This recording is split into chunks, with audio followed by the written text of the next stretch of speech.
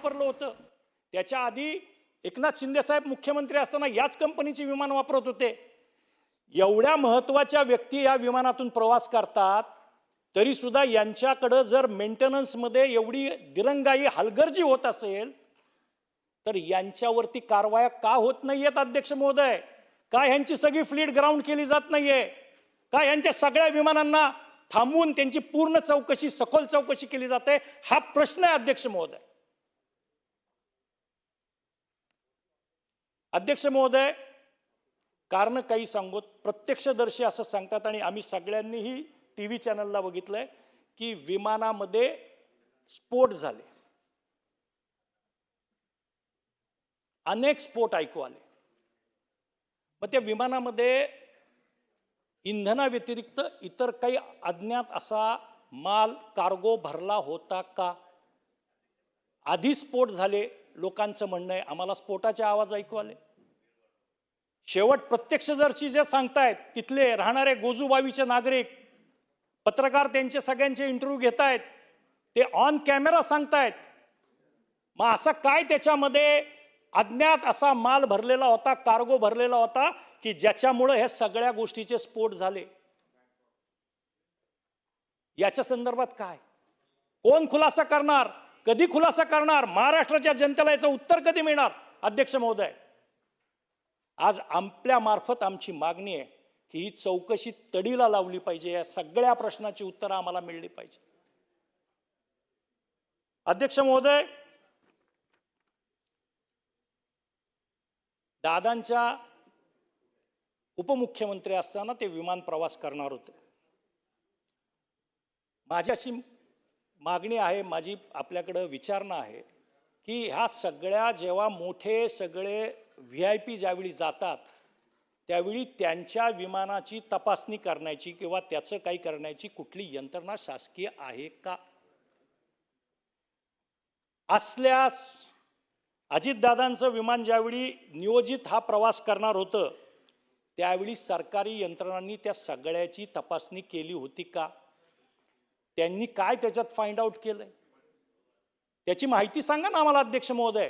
कारण एवढे अतिमहत्वाच्या व्यक्ती ज्यावेळी जातील तेव्हा मला असं वाटत नाही की आपण काहीच करत नसतो.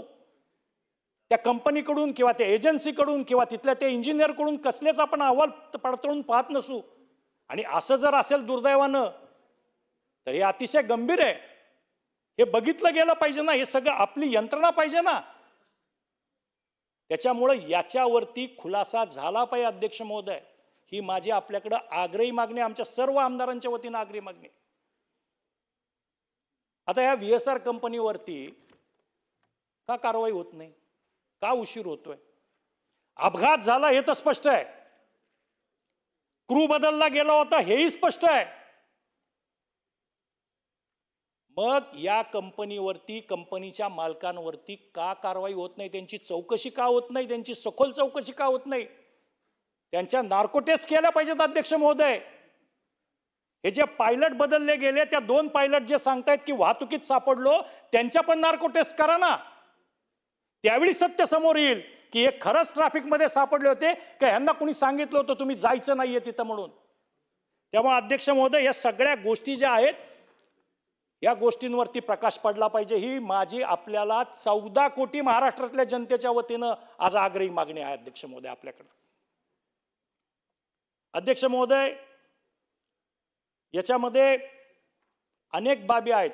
माझ्याकडे आता एवढ्या बाबी आहेत की बोलायला लागलो तर 4 तास सुद्धा पुरणार नाहीत अध्यक्ष महोदय.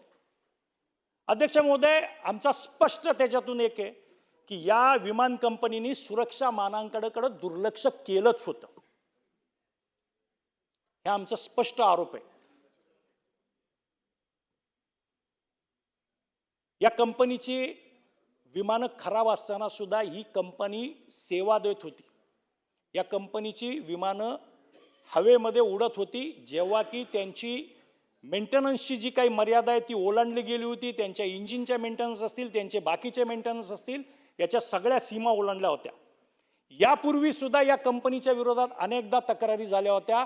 पण कुणाचा वरद असतं या कंपनीला की त्या तक्रारींकडे कानाडोळा केला गेला अध्यक्ष महोदय.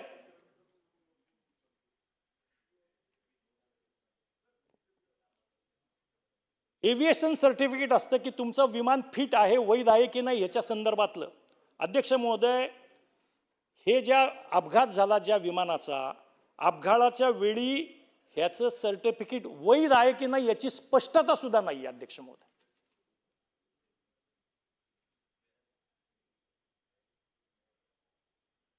फिटनेस प्रमाणपत्र जे पाहिजे ते फिटनेस प्रमाणपत्र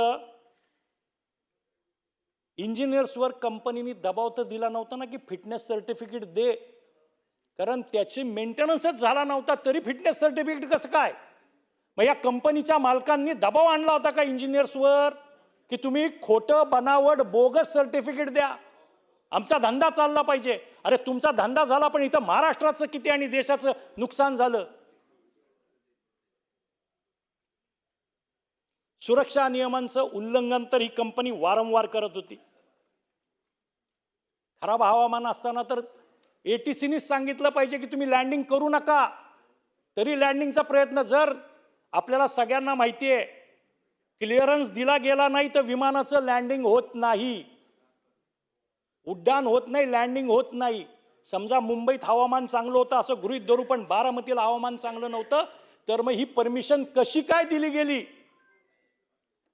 ग्राउंडवर जे काम करत होते त्यांनी सुद्धा ही परमिशन कशी दिली हा पण एक मोठा प्रश्न तयार होतो. अध्यक्ष महोदय, त्यांना माहिती होतं की विमानात प्रवासी कोण आहेत, कुठल्या कंपनीचं विमान येत आहे, हे असताना सुद्धा ही परमिशन कशी दिली गेली याचाही खुलासा झाला पाहिजे, याचाही शोध लागला पाहिजे, याचाही तपास झाला पाहिजे. अध्यक्ष महोदय, आता इतक्या तक्रारी आल्यात तरी सुद्धा आपण मात्र त्या कंपनीवरती का मेहरबान आहोत हे आम्हाला कळत नाही. असं घडल्या पहिल्यांदा त्या कंपनीला ब्लॅकलिस्ट करायला पाहिजे होतं आणि मग चौकशी झाली पाहिजे होती. पहिल्यांदा त्यांना ब्लॅकलिस्ट करायला पाहिजे होतं. अध्यक्ष महोदय, पण अद्याप सुद्धा त्या कंपनीला ब्लॅकलिस्ट केलेलं नाही. अद्यापही ती कंपनी सर्व्हिस पुरवते. अजून कोणाचा जीव जाण्याची वाट बघताय का आपण? लोकशाही मराठी ऐका, पहा, जागरूक रहा.